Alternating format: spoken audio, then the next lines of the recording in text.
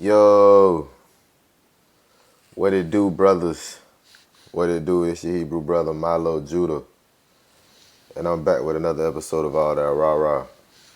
And brothers, this episode will be pertaining to some statements made by the brother Dr. Umar a few months back. And I could have made a video about it a few months back, but I decided to go ahead and chime in now because, as we know, time proves all things. And those statements that he made a few months back, if you just give it some time, then you would notice that the rebuttal doesn't even have to come from you. It will come from those same women that he was defending. And it's not a knock against the woman, because the nature of the woman is the nature of the woman. It's not good or bad. It's just what it is. Therefore, it would behoove you to understand the nature of the woman. But what I disliked about Dr. Umar's statements and what I disagreed with is pretty much he was trying to tell the so-called black man to not believe his eyes and go with the narrative. That's very dangerous. It's very dangerous because whether you like or dislike, whether you agree with or disagree with Umar Johnson, one thing you cannot do is say that he doesn't have a large following. And one thing you cannot do is say that he doesn't have people that listen to him. And if you have a large following of people that continuously listen to you, then it's because they believe or adhere to a degree, the things that you say. And if that's the case, if you have a lot of people who just listen to Dr. Umar and just listen to him blindly without doing their own research or without using their own eyes and ears to see what's going on for themselves, what's going on around them and in front of them, then that's a large following of people that you have in the dark. That's a large group of people who are ignorant to reality. And if you're ignorant to reality, then you're bound to place yourself in situations that's not beneficial for you, so-called black man. That's why when you read the scriptures in Ecclesiasticus chapter 7 around verse 26, they ask you a question: hast thou a wife after thy mind? Forsake her not, but give not thyself over to a light woman. Pretty much meaning your wife has to follow your mindset. She has to acclimate her mindset to yours and start to move how you would want her to move. And that will be beneficial to you, right? If you go up a few verses prior to, around verse 20, it says, where is thy servant worketh truly, and treat him not evil, nor hireling that bestow himself wholly for thee. Let thy soul love a good servant, and defraud him not of liberty. Hast thou cattle? Have an eye to them, and if they be for thy profit, keep them with thee. Right? Because it's going into things that benefits a man. And your wife should benefit you as well. She should not be a liability to you, so-called black man. But when you have brothers out here pushing this narrative to basically just follow the narrative, then you will have the blind leading the blind, and brothers just getting with so-called black women, no matter the situation, no matter their past bad decisions or their prior experiences. Gonna have brothers out here ending up like Joe Smith. So without further ado, so-called black man, let's do some real and rare analysis. We spoke about the gender wars, earlier. Obviously, there's a lot of conversation nowadays about the value of what a woman brings and the value of what a man brings in a relationship. And now there's a lot more rhetoric from our women that we hear is I'm strong, independent. I don't need no man, right? That's pain speaking about right. Because most black women know they will never get a man. Right. Well, for me, that begs the question: is that pain speaking, or is that truly how they feel? Is that how they were raised, programmed, and conditioned? And is that what they truly believe, that they don't need a man because they are independent and they feel as if they can do everything by themselves? See, I don't think you could just take a statement like that and say, "Oh, they're only saying this because they're in pain." Nah, man, because I scroll down my timeline on social media, whether it's X or Instagram or Facebook, and I see a ton of these women say the same thing. And to say that they don't think that they will ever get a man, bro, that's just not true. Because a ton of them believe that all they have to do is post a selfie, and they will have a ton of men in their DMs trying to get with them. Now, I know that most of them don't understand. Most men just want to have sex with them. They're not necessarily trying to take them seriously. But that's not the argument that Dr. Umar is making. He's making the argument that they don't believe they will ever get a man, and that's not true. A black woman can have sex whenever she wants Right. because she's beautiful. She can have a bed mate, but to have a soul mate, she may never get. Yes, it's very easy for the so-called black woman to find a bedmate. Hell, it's easy for a woman, period, to find a so-called bedmate. But where Dr. Umar is being disingenuous is not expounding on why it's difficult for the so-called woman, the so-called black woman, to find a so-called soulmate. Because they lack respect for the so-called black man. That's just what it is. They lack respect for the so-called black man. Therefore, it shows up in how they treat the so-called black man and things that the so-called black man asks of the so-called black woman. She looks at those things as minor. She looks at those things as if they're not necessarily important, right? And all that shows is a lack of respect. So it's hard for her to find a soulmate because she believes everything has to be catered to her. She doesn't believe in catering to the so-called black man. Just scroll down your timeline. I have 2 daughters, 11 and 20, right? My oldest would be 21 this week. Statistically, right? There's a strong chance my daughter could be one of those. I hope she's not. She could be one of those who never get a husband because only 1 out of 4 gets a husband. You see that? See, this is where the stats have to meet context. Because, yes, 1 in 4 so-called black women will get married, but we also have to understand who's talking. Dr. Umar just stated that he has 2 daughters and that he hopes that they don't fall into that category. Well, Dr. Umar, you are a man of quote-unquote knowledge, wisdom, and understanding. So, therefore, you should have the knowledge and the wisdom and understanding that you should choose your daughter's husbands. You should find a man that you deem worthy enough of being their husband, who that you know, you vetted yourself. You know that they have a level of understanding and a worldview that you agree with, and that you know your daughters will be protected with them, right? So they shouldn't fall into that category because you should be on top of that for them. So when a black woman says, I don't need a man, that is a reaction to the reality that I may not get a man. I'm sorry, Umar, man. I disagree with that. I can't let you get away with that. I've literally seen women say these niggas are wanted, not needed. They don't necessarily care when they're in their prime if they have a man because they understand that they're going to have a slew of men coming at them. They have options when they're young. And it's only when they start to get older is when they realize that all the options that they had has dwindled down. And now they want to start to say, well, you know, the men, there are no good men out here, but they've passed up on a good man. So, you know, when Umar just sits here and says that it's a defense mechanism and that they only say these things as a reaction, no, bro, no. It's a cause and effect. And because they have said that they don't need a man, the effect has been they don't get a man. So why not preach? Because I understood, you know, you're obviously against interracial relations when it comes to black men with black women. I mean, with white women. With all women, you should only be with the black woman. And you will say, well, if you can't find a good woman in America, go somewhere else. In Africa. Absolutely. So why not teach that same rhetoric to our women? Like, if you, I do. If you feel I like tell sisters all the time, go to Africa. So I know sisters who marry. I just spoke with her sister. She invited me to the wedding. She just married a brother from the continent. So, but instead of saying they will never get married, I'll take sisters to Africa who married brothers they met in Africa. Right. So yeah, I think there's plenty. I think there's obviously plenty of black men, yes, black women. So and what I also tell black women, if married, you're going to go get you an African man from the continent, right, you're going to have to understand that the way in which you talk to black men in America will not be tolerated over there. Why the fuck is it tolerated? It's not tolerated here. That's what we're trying to tell them. Right. I'm in agreement with the brother. That shit is not tolerated here. That's what we've been trying to tell them. That's why the passport bros exist. Because the so-called black man has been trying to tell the so-called black woman to just talk to me with some respect. Just have some respect for me. And we can make it work. But that's not what they're trying to do. They don't want to meet the so-called black man in the middle. And the funny thing is, for Dr. Umar to even say that, that shows that he doesn't necessarily respect the so-called black man.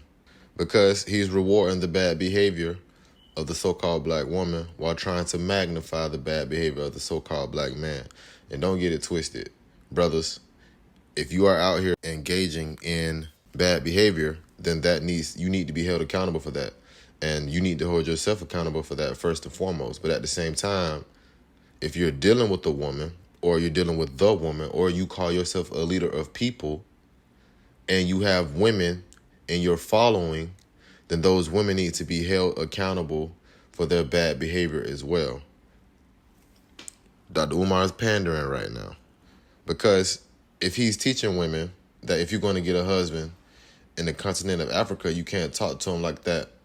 You can't talk to him the same way that you would talk to an American man.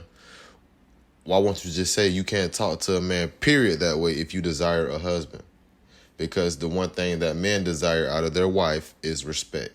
Well, over here, I want to say this to us, though. Because we try to act like the way sisters treat us doesn't have a history that we are not at least partly responsible for. Let's be honest. The black woman has had to hold down the black house by herself, although imperfectly. She's had to do it by herself since the mass incarceration of black males began in the 1970s. You understand me? So I will say I agree with the premise, but I definitely disagree with the conclusion. Right. The so-called black man isn't perfect. He does have his faults in the downfall of our so-called community. Right. And, one, not appreciating the so-called black woman enough, not making the proper decisions as the so-called head of the community. Right. We do have our foibles.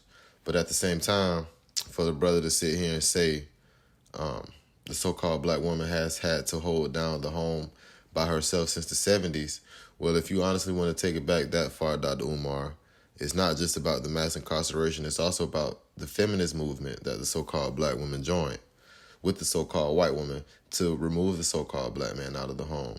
Right? So it's, the brother is trying to deem the so-called black woman faultless, which you just can't do. We both have our foibles in this, but the so-called black woman actually chose to have the so-called black man removed out of the home so she can receive government assistance, right? So to just sit here and just try to paint that picture and create the narrative that, the so-called black man as a whole just flat out chose to be out of the home, and that's the reason that the so-called black boy isn't getting the direction and the guidance that he needs to become a productive member of society, that's just not true, man.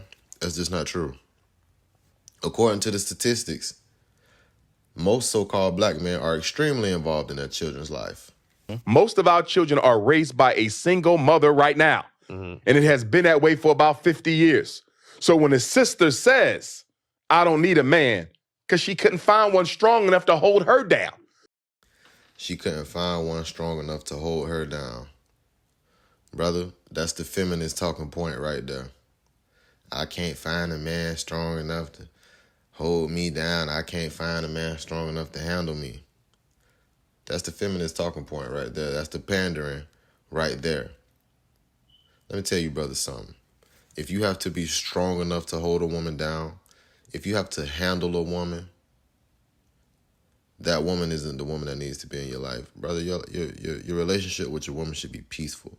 Right? Of course, you're going to have disagreements. We're not perfect. Sometimes she may say something that is going to piss you off. It is what it is. You may say something that's going to piss her off. It is what it is. But when it comes to the point where you have men out here saying you're not strong enough to handle a woman, that should tell you where we are at in society. Because the woman is supposed to be a nurturer. She's not supposed to be someone that needs to be handled. She should be guided and directed, but not handled. Because she should come off as peaceful. Right now, we understand that the nature of a woman is chaotic, but there are good women out here. And what you brothers will see is if you have a good woman, you will see that 9 times out of 10, she's bringing peace to you. Now, she's still a woman, so there's going to be chaos. But you'll see that she's bringing peace to you. She doesn't need to be handled. She just needs to be taught. Big difference. Or when you meet a woman and you say, sister, I'm strong enough to be your man. You ain't got to work or you ain't got to pay the bills or whatever pull back. I got you. And she can't do it because all the other men before you who disappointed her. You mean the other man before me that she chose? You mean the other man before me that she was attracted to? You mean the other man before me that she decided to give the time of day to? Please don't forget that part where she chose those guys. Right? Life is about choices. We make choices. So on the back end of our choices, whether it's a good choice or a bad choice, it is what it is what we chose. We can't go into expecting pity parties because of choices we made. Come on, man. Nobody feels bad for a man for making a bad choice. You would just say, hey, you need to choose better. So what I'm saying is, black men, we got to be patient with our women because we created that personality. We created that, and then we want to act like we didn't play a role. What I agree with is we have to exhibit a level of patience with the so-called black woman because of the society that she's growing up in and the programming that she's receiving. We have to understand where we are at, right? And we have to understand that we are going to have to deprogram to reprogram. You understand that? But as far as the brother saying we created that personality, no, it's the difference between creating something and playing a role in something. I agree that we played a role, right? And, I already expressed that earlier in the video that, the so-called black man, he did drop the ball in certain areas. But just to say that we created that personality that the so-called black woman has today, that's not true, man. That's who she wants to be. That is who she wants to be. That's who she wanted to be when she decided to break away from the so-called black man during the feminist movement of the late 60s, early 70s. Brothers have to, do some research for themselves, and they also have to be realistic about these things. Now, I understand, Dr. Umar, he is catering to women because he also understands that the woman is the biggest consumer, right? So if you tell them what they want to hear, then naturally they will spend money with you.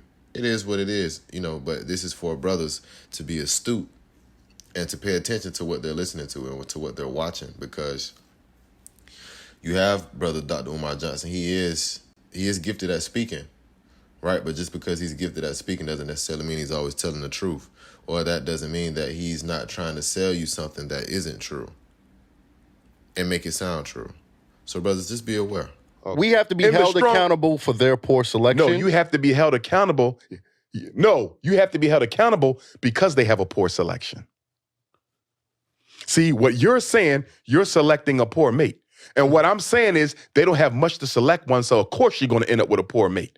And why is she going to end up with a poor mate? Because we as black men are not raising black boys to be the men that our women need. That's not true.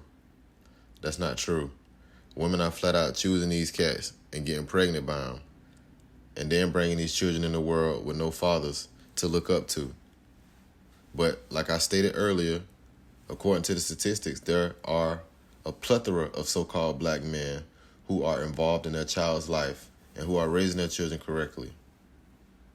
It's just that we love to focus on the negative and act like, that's the majority. It's not true. And to sit here and say that the so-called black man isn't doing anything for his boy, you're pretty much pushing that same feminist narrative that the so-called black man isn't involved. So that's, the brother truly is pandering. The brother truly is pandering, man. We are not. They out there killing themselves right now. What we doing about it? Unemployed black males, what we doing about it? Pants sagging, weed smoking, what we doing about it? And 9 times out of 10, those same boys that you just mentioned are being raised in the home with their mom. I don't care what anyone says, man. A toxic mom is much worse than an absent dad. I don't care what anyone says, because you're only getting influence from one person. Black men are not raising black boys to be the men our community needs. That is 100% our fault. What I'm saying is she got a right to be angry with us. She got a right to be angry with us. We have not been on our job as black men. If the men are the providers, what have we been providing for our community? I'm not speaking you in. See, the reason the brother had to clarify, I'm not talking about you individually.